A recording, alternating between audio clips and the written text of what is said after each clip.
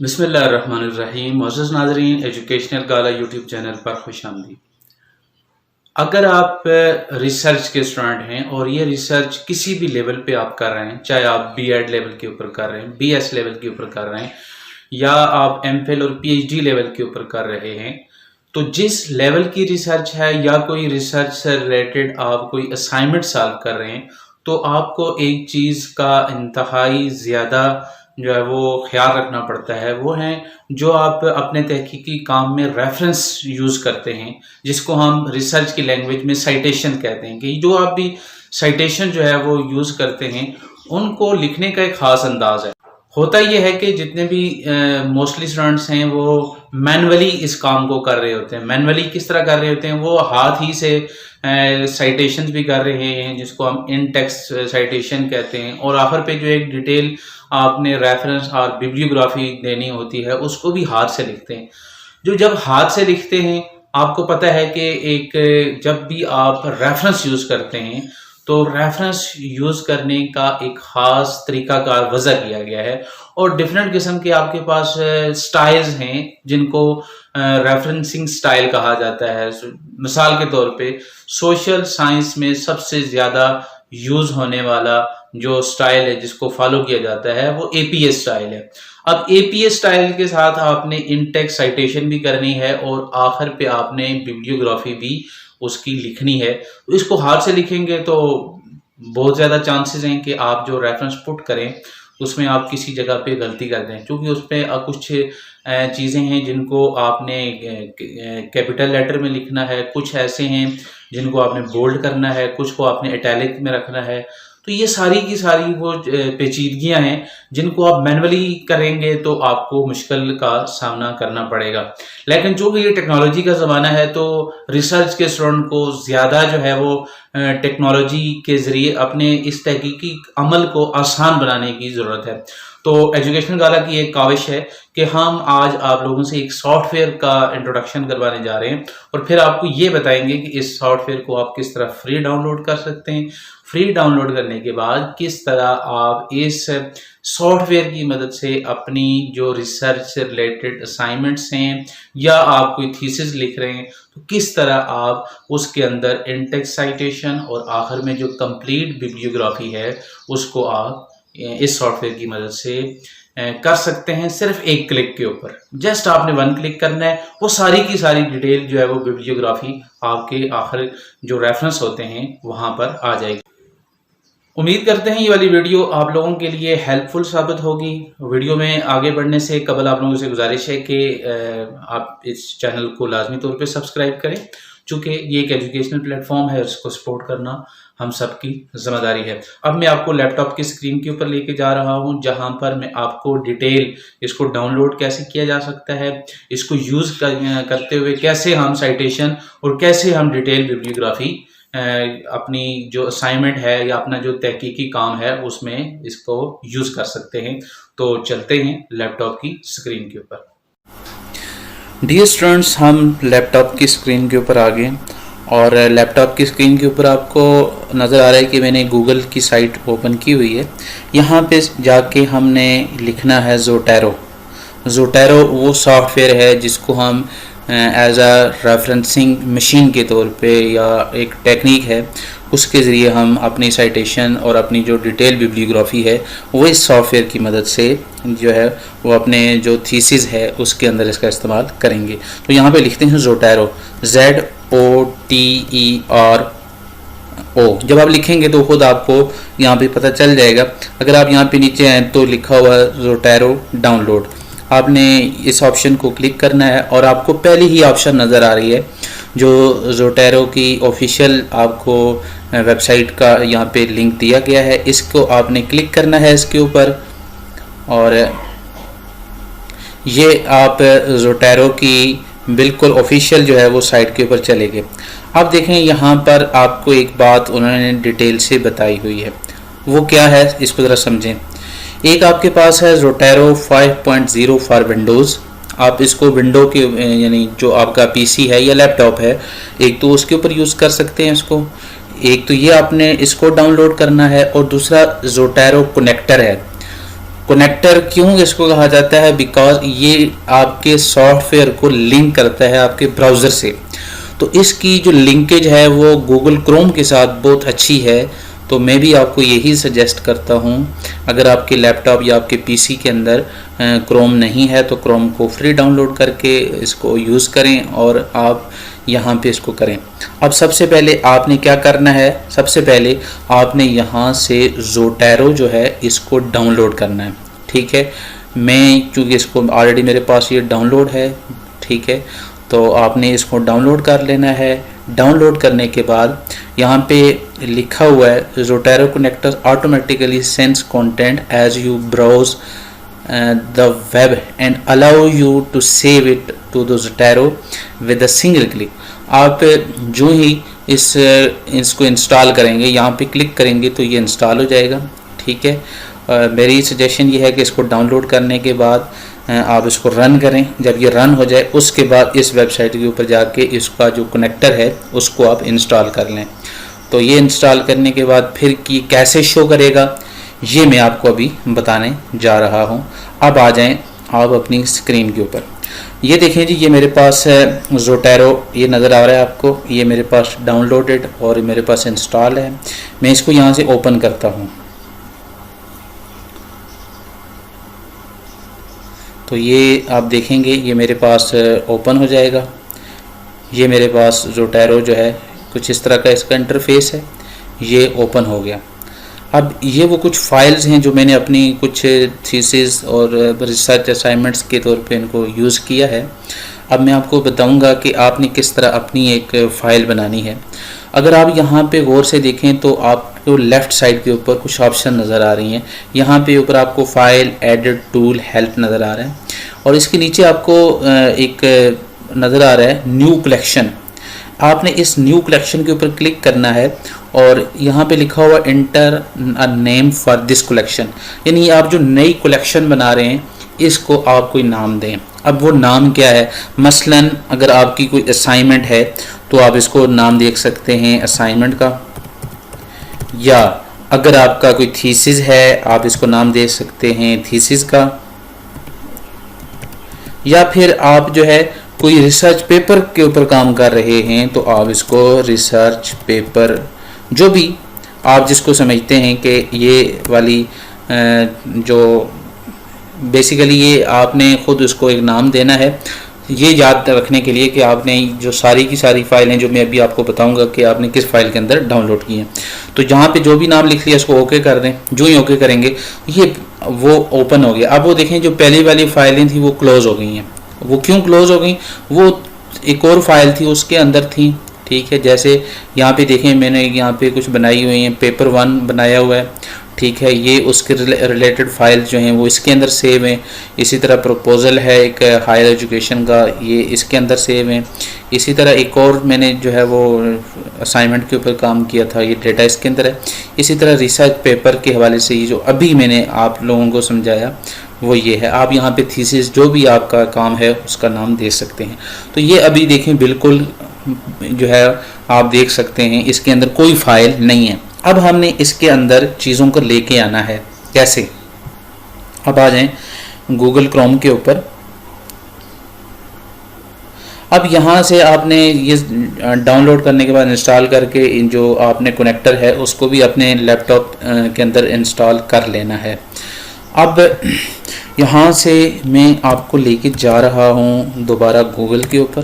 तो ये हम गूगल के ऊपर आ गए और यहाँ पर आपने लिखना है, फ़र्ज़ करें मैं scholar.google के ऊपर जा रहा हूँ।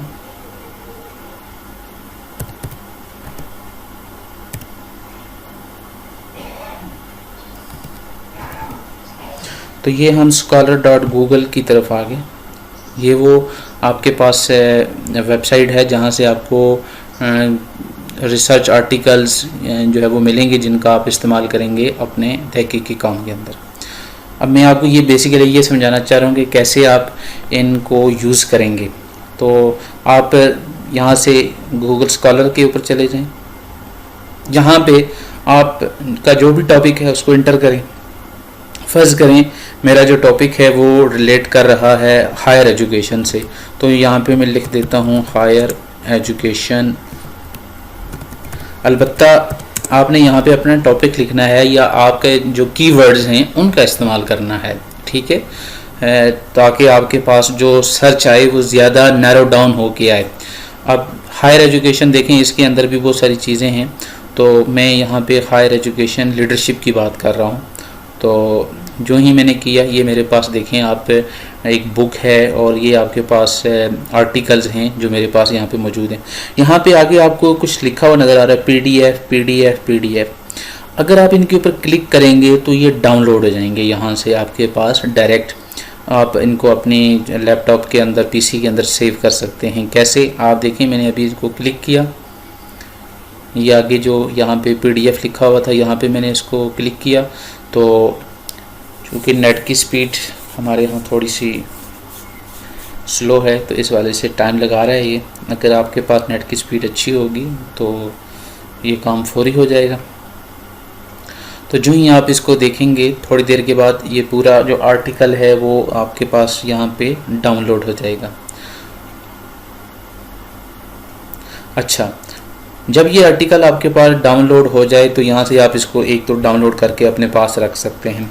लेकिन मैंने आपको चूँकि यहाँ पे डाउनलोड करना तो नहीं सिखाना, ये तो आपको पता है, मैं आपको ये सिखाना चाह रहा हूँ कि आप इसको ज़ोटैरो के अंदर कैसे लेके जाएंगे।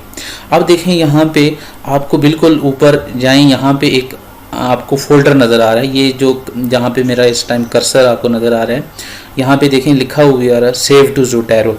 अब मैं जो ही यहाँ पे इसके ऊपर क्लिक करूँगा तो ये आपके पास एक विंडो ओपन होगी। ये आपसे कुछ चीज़ें पूछ रहा है। क्या पूछ रहा है?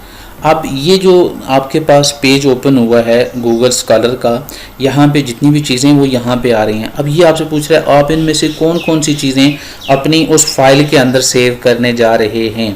फ़र्ज़ करें मैं ये जो बुक है इसको सेव करना चाह रहा हूँ, तो यहाँ पे जो आपको लेफ़्ट साइड के ऊपर जो आपको एक बॉक्स नज़र आ रहा है, आपने इसको टिक करना है। इसी तरह मैं ये दूसरा वाला सेव करना चाह रहा हूँ, तो ये दो मेरे तहकीकी काम से रिलेटेड हैं, तो मैंने इनको यहाँ से सिलेक्ट कर लिया और यहाँ पे आके ओके। जो ही मैंने ओके करना है तो ये एक चीज़ और मुझसे पूछ रहा है सेविंग टू रिसर्च पेपर। अगर आप इनको रिसर्च पेपर के ऊपर सेव करना चाह रहे हैं तो गुड। अगर आप चेंज करना चाह रहे हैं तो यहाँ पे देखें जो आपने डिफरेंट फाइल्स बनाई हैं, चूँकि हम इसको रिसर्च पेपर ही में सेव करना चाह रहे हैं तो आप इसको ये वहाँ ही पे रखें। अब देखें ये उनको सेव कर रहा है। यहाँ पे आपको नज़र आ रहा होगा tension in higher education leadership, और इसी तरह नीचे जो बुक आपको नज़र आ रही है higher education leadership analysing the gender, इस तरह की चीज़ें। अब ये चूँकि सारी चीज़ें ये डाउनलोड करेगा आपके वहाँ पे जो आपने ज़ोटैरो के अंदर जो आपने फ़ोल्डर बनाया है रिसर्च पेपर का, उसके अंदर ये सारी की सारी चीज़ें ये लेके जाएगा और वहाँ पे जो है वो मैं ये जस्ट आपको दिखा रहा हूँ ताकि आप लोगों को अंदाज़ा हो जाए। फिर हम ये देखेंगे किस तरह आप इनका इस्तेमाल करेंगे अपने जो रिसर्च डॉक्यूमेंट है उसके अंदर। थोड़ा सा यहाँ पे मैं वीडियो को पॉज करूँगा ताकि हम इस वाले स्टेप को जो है वो,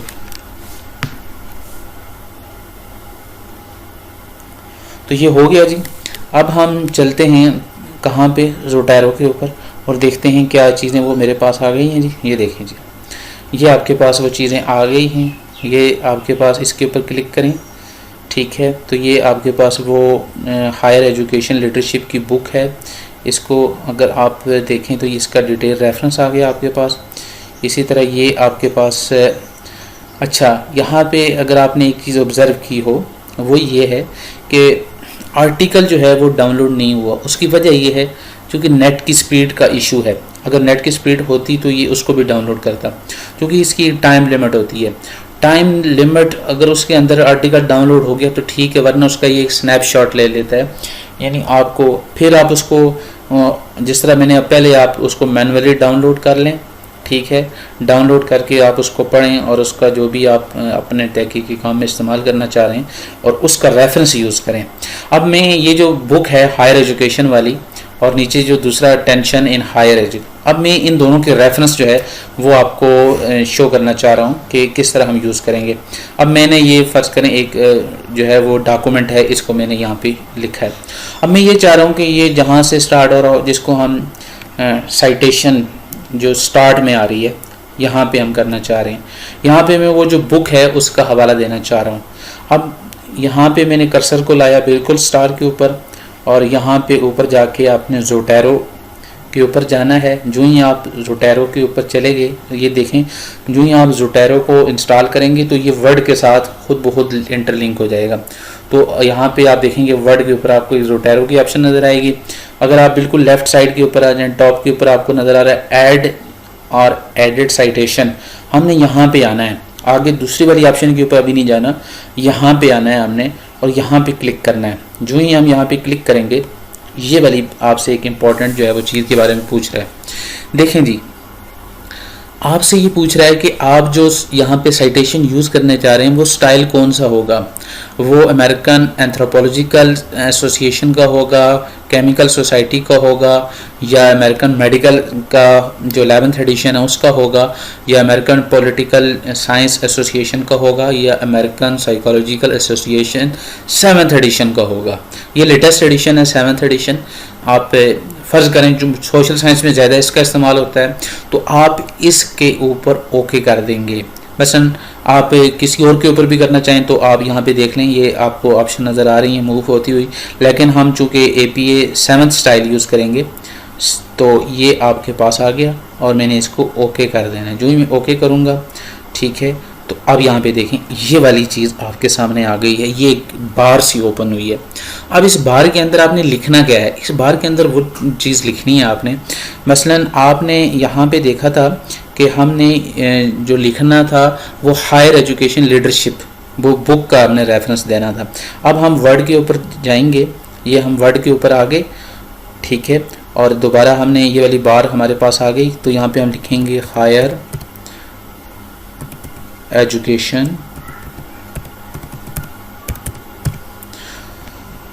तो अगर आप देखें तो ये लिखा हुआ जी हायर एजुकेशन, ये बुक है, ये हमने इसको यूज़ कर दिया। अब देखें इसको मैंने एंटर कर दिया, ओके, तो ये लें जी, ये इसने आपको यहाँ पे साइटेशन करके दे दी है।